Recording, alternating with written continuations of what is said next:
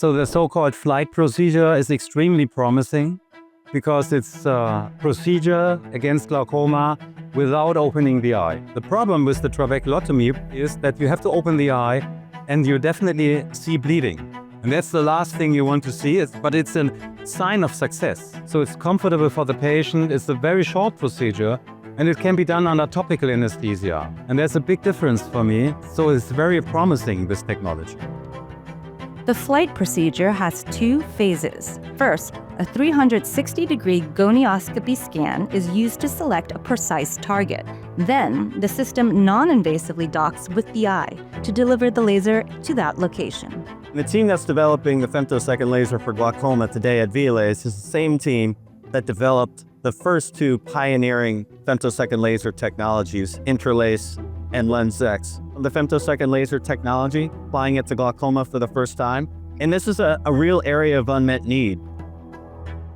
I think the important thing that is not always appreciated when I'm discussing this technology with other people, that allows you that luxury of careful, methodical angle analysis without that concern about dwell time or vacuum time. We've got a scale on the top which is giving me clock hours of rotation, and we've got full 360-degree visualization. I can just rotate round and be pretty certain, even though I've rotated it round and I've got muscle memory, I can also see, look, here it says 3 o'clock. That's 3 o'clock. Oh, look, let's look around. Let's say that's temporal. Oh, look, there's a failed eye stent. I want to avoid that area. Yes.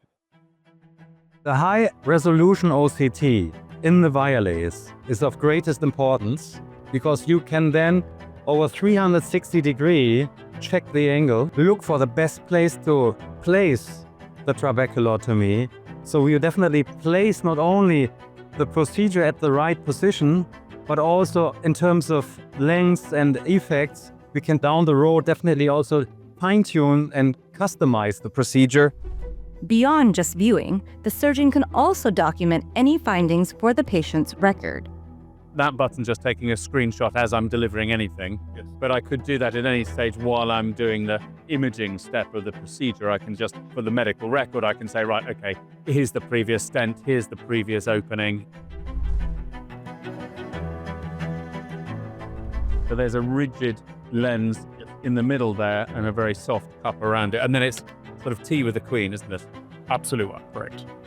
So we're going to put some gel on the concave surface here. And the best way to do it is to stand up as you do this and look down through the tone. And once it's aligned with the limbus and you're happy, I'll just start the vacuum for you. And then you just hold it for a few seconds as the vacuum builds up. So what you do, it's like a surgical microscope, just press one button. Now bring the two of them together nice and slowly. Just cone right down the middle, make it all the way down. And there you go, it's perfect. Even with the initial plan set, the system gives the surgeon the complete flexibility to make precise adjustments on the fly.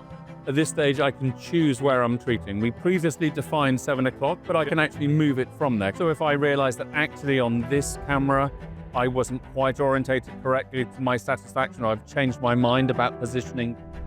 So now I can just press this button. Now the procedure is going to start, and you can see this progress bar here. And now you can see the bubbles beginning to generate. Specialized optics guide focused laser pulses to create a 500 micron channel in the trabecular meshwork, leaving surrounding tissue unharmed. Integrated OCT imaging then allows the surgeon to visualize and document the new channel. This is a great opportunity for patients who are either uncontrolled or unhappy on topical IOP-lowering medications to get out their medications with a completely incision-free procedure to address their IOP-lowering goals. That's blissfully straightforward. And even for a non-LASIK, non-femto user, because I don't do flaps and I don't do LASIK, I can see how doing that once, maybe twice, really would be all I would need to do to make me confident I'd be happy to do it in a live person.